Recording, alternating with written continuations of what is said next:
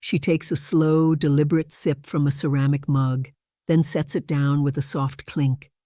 She looks directly into the camera, her gaze both gentle and incredibly strong. It's funny, isn't it? How a single sound can throw you right back in time. The rumble of a truck on the gravel path out yonder. For a moment, just a second, it's not a delivery truck. It's the sound of the midnight bus to Memphis, the one that saved my life. Hello, my dears. For those of you who are new here, my name is Alara, and I am 76 years old. I've lived a lot of life in these years, enough for 3 women, I reckon. My skin, this honey-golden shell that's held me together, has seen the sun rise over these mountains for decades. I was born and raised not too far from here, deep in the misty Appalachian foothills, a place where faith and fear grew tangled together like kudzu on a pine tree. I started this little channel to share my recipes and gardening tips, but some of you have asked about my story, about the shadows I hint at sometimes between talk of heirloom tomatoes and pruning roses. I think maybe it's time. Maybe you're the one who needs to hear this today. It's a story about a girl who dared to love and how she was punished for it. It's a story about how the man everyone trusted, the pastor of our church, tried to break me. I was just a girl when I was shamed and cast out by my whole community, all for the crime of falling in love. And this is the story of how I survived. Our world was small, nestled in a valley that the fog loved to claim every morning. Life was measured in seasons, not days.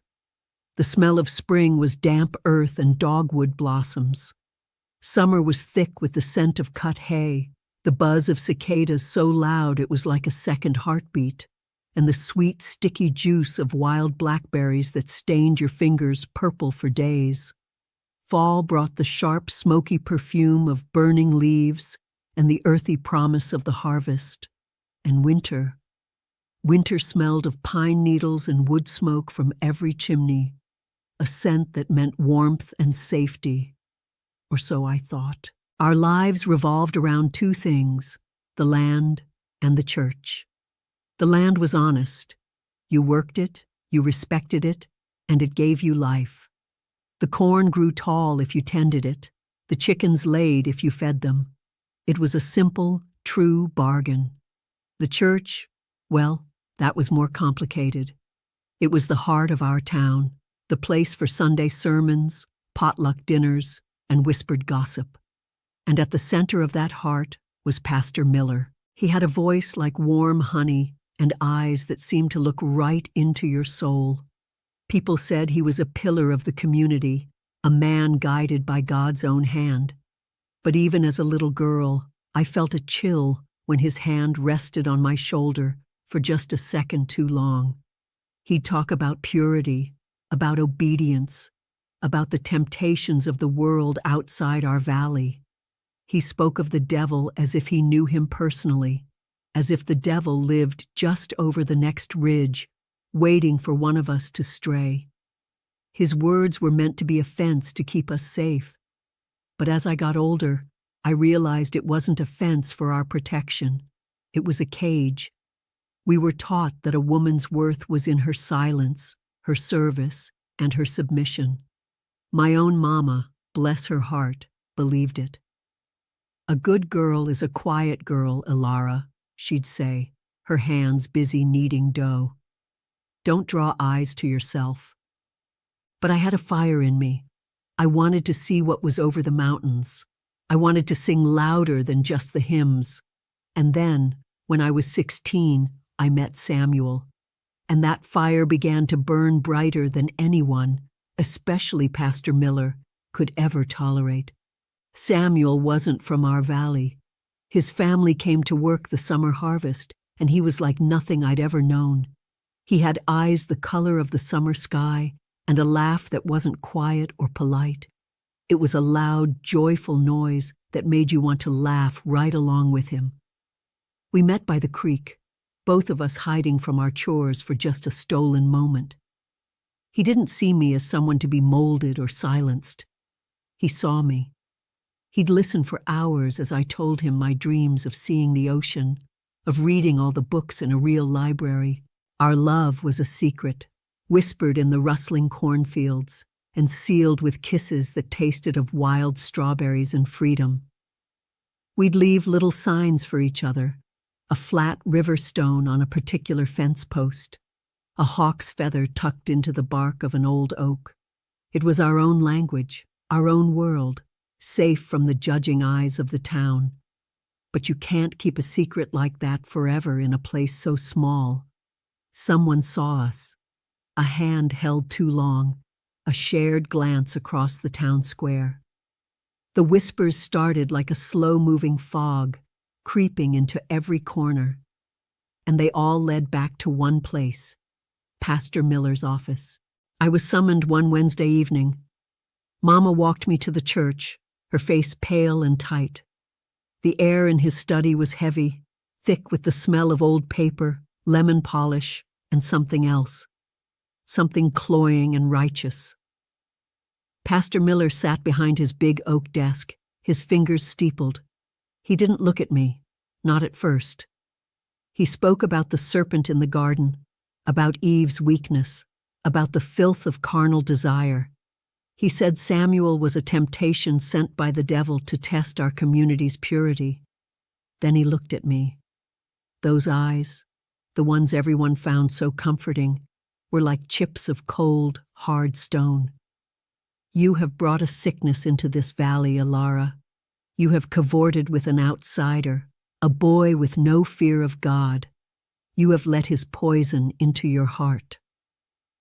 I tried to speak, to defend Samuel, to defend my own heart.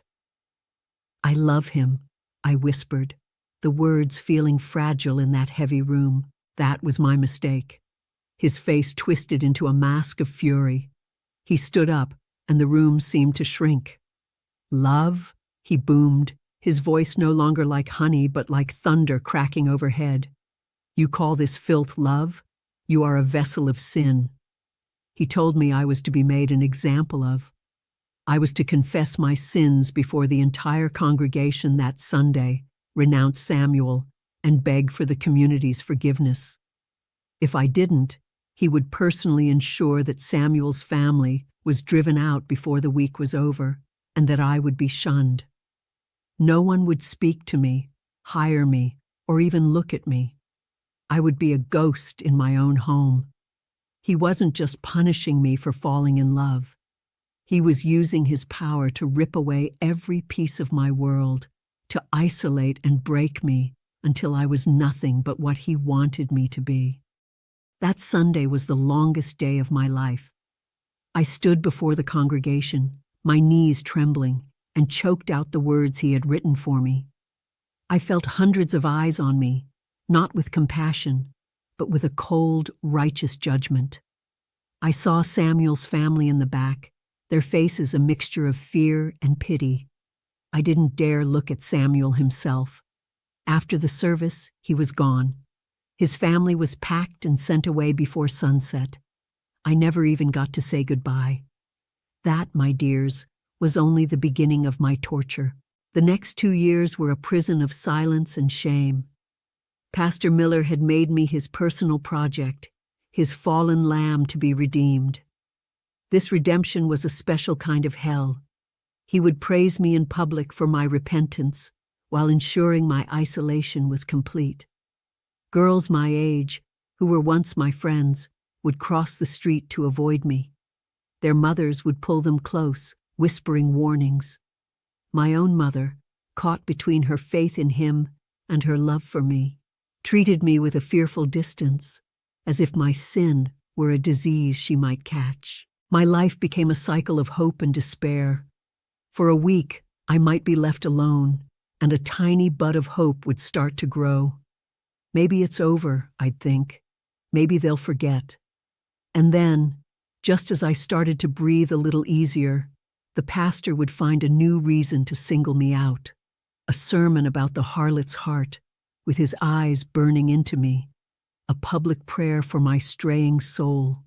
He would corner me after service, his voice dropping to a possessive whisper. "You are mine to save, Alara," he'd breathe, his breath smelling of peppermint and rot. "God gave you to me to cleanse. You belong to this church. You belong to me." The injuries weren't always visible. They were the constant, grinding erosion of my spirit. The hope died, replaced by a hollow ache. I learned to make myself small, to keep my eyes on the floor, to become the quiet, broken thing he wanted me to be. The fire inside me was down to a single flickering ember, and I was terrified that any day he would finally find a way to stamp it out for good. It was a slow, methodical breaking of a soul. And maybe you know what that feels like, to have someone try to convince you that your cage is actually a home. But an ember, no matter how small, is still fire. The ember got a breath of air from the most unlikely place. Her name was Martha, a woman in her 50s who lived on the edge of town. She was a widow, and folks kept their distance from her too. They said she was strange, that she knew too much about herbs and not enough about the Bible. Pastor Miller had warned us about her, calling her a half-pagan. For that reason, I was drawn to her. One afternoon, my mother sent me to deliver a jar of beans to Martha's cabin. I was terrified, but I was more terrified of disobeying. I found her in her garden, humming a tune that wasn't a hymn. She didn't look strange, she looked strong. Her hands were covered in dirt, and her eyes, when she looked at me, weren't full of judgment or pity. They were just clear. She took the beans and handed me a glass of cool water. We sat on her porch, and for the first time in 2 years, I was in the presence of someone who wasn't afraid of my silence. She didn't press me to talk. She just spoke about her plants, about the way the weather was turning. Then she looked at me, really looked, and said, "That man is trying to steal the light from your eyes, child. Don't you let him." The words were so simple, so direct. They struck me like a physical blow. Someone else saw it. I wasn't crazy. I started crying, great, heaving sobs that carried 2 years of pain. She didn't shush me. She just sat with me until I was done. Before I left, she pressed something into my hand, a folded piece of paper. "The midnight bus to Memphis," she whispered, her voice urgent, "stops at the crossroads every night at 12:05. It's the only one that doesn't come through town. It will take you west, away from here." That scrap of paper with the bus schedule scrawled on it became my lifeline. It was more than a way out. It was a promise. The midnight bus to Memphis wasn't just a vehicle anymore. It was my escape. It was the symbol of a life waiting for me, a life beyond the reach of Pastor Miller. For 3 weeks, that piece of paper lived in my pocket. I would touch it when the pastor's shadow fell over me, a secret shield against his poison. I began to plan. I saved the few coins I earned from mending clothes. I patched up my father's old canvas bag. I was just waiting for the right moment.